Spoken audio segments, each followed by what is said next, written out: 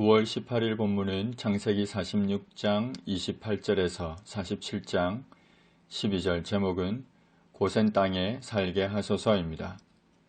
야곱이 모든 가족을 이끌고 애굽으로 향해 내려갔습니다. 그는 유다를 요셉에게 미리 보내어서 자기를 고센으로 인도하게 하고 다 고센 땅에 이르렀습니다. 유다는 다른 형제들보다 야곱에게 더 인정을 받았다는 사실을 알 수가 있습니다. 야곱의 가족들이 고센에 머물게 된 것은 이미 요셉이 고센 땅에 머물라고 했기 때문입니다. 요셉이 왜 고센을 택하게 되었는가 생각해 보면, 첫째는 나일강 하류에 위치한 목초지가 풍부한 곳이어서 유목민이었던 야곱 가족들이 생업을 유지하기 좋은 지역이었기 때문입니다.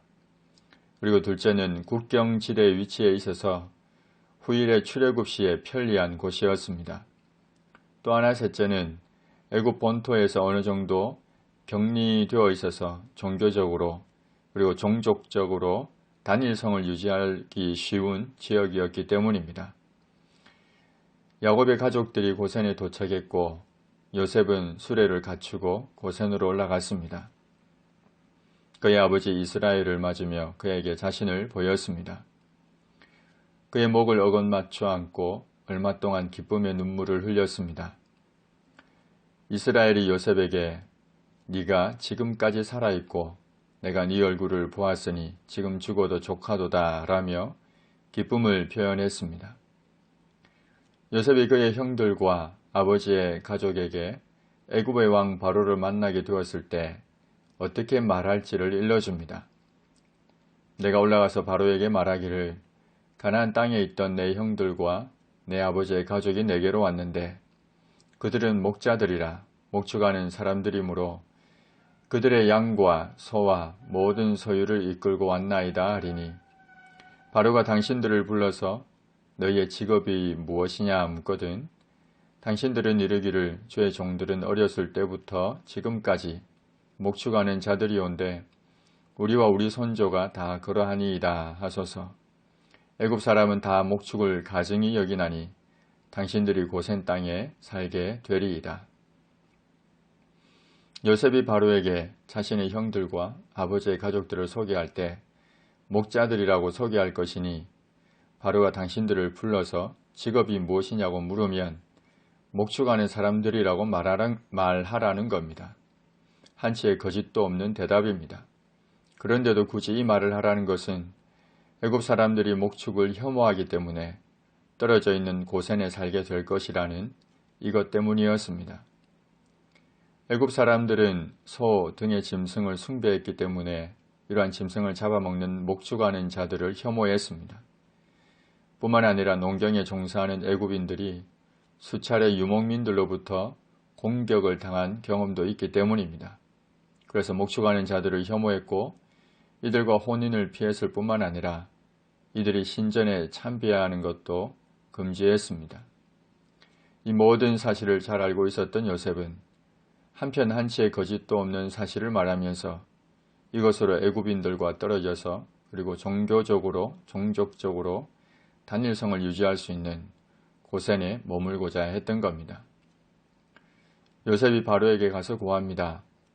내 아버지와 내 형들과 그들의 양과 소와 모든 소유가 가나안 땅에서 와서 고센 땅에 있나이다. 그런 후에 형들 중 5명을 택해서 바로에게 보였습니다.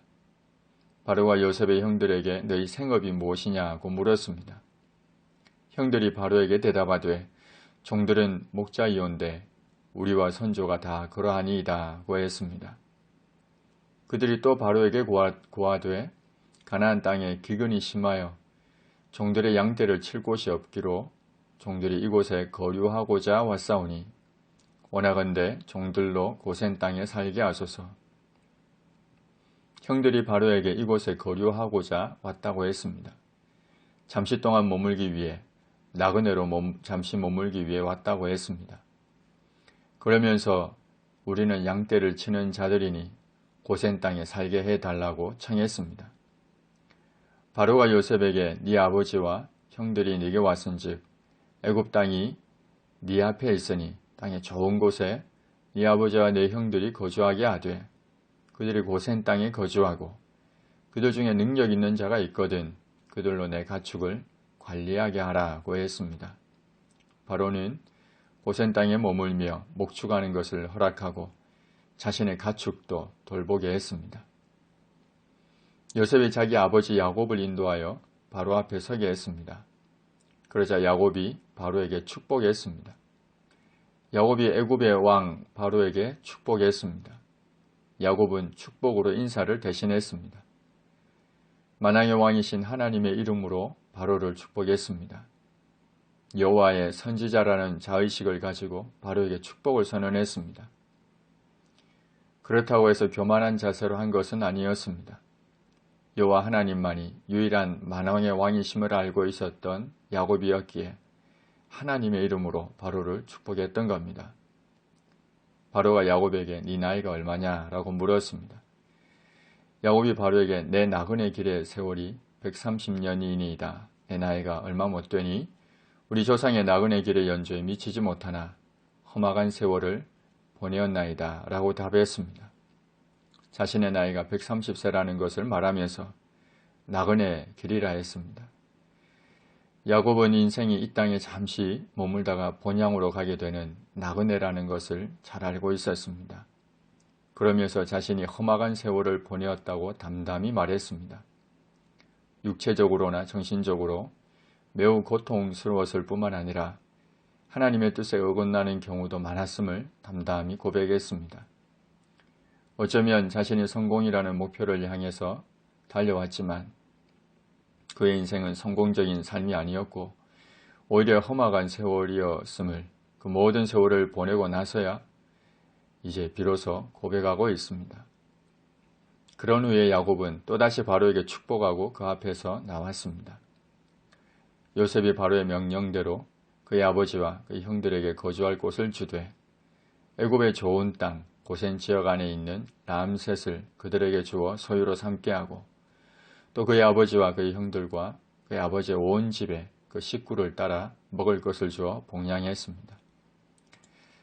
하나님의 거룩한 백성으로 살기 위해 우리 스스로를 잘 구분하게 하옵소서. 동시에 우리 인생이 나그네 인생임을 알고 더 나은 본향을 사모하며 성공이라는 욕심보다 주님의 뜻을 따라 살아가는 인생이 되게 하옵소서. 수많은 사람들에게 하나님의 이름으로 축복하는 삶을 살게 하옵소서.